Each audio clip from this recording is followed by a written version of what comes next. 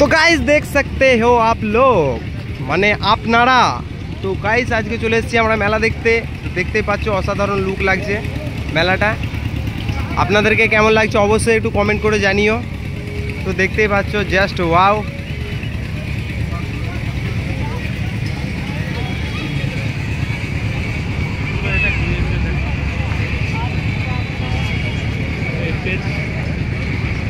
Coming the stage.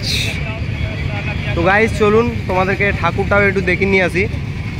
এখানে ছোটোখাটোই মানে মুম্বাইয়ে মানে দুর্গাপুজো খুব একটা উৎসব হয় না, তবুও এখানে ছোটোখাটো উৎসব বসেছে। তো তোমরা দেখতেই পাচ্ছ মানে আমাদের বেঙ্গলের মতো নয় অতটা। তো চলো তোমাদেরকে দেখে নিয়ে আসছি ঠাকুরটা।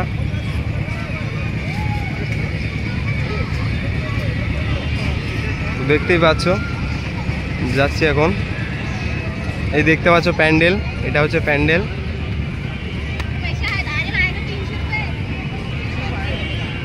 আর এই দেখতে পাচ্ছ ওই সামনে ঠাকুর।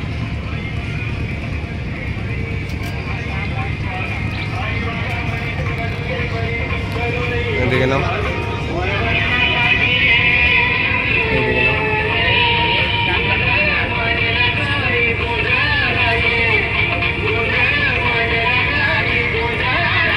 তো দেখতে পেলে গাইস এই হচ্ছে ঠাকুর।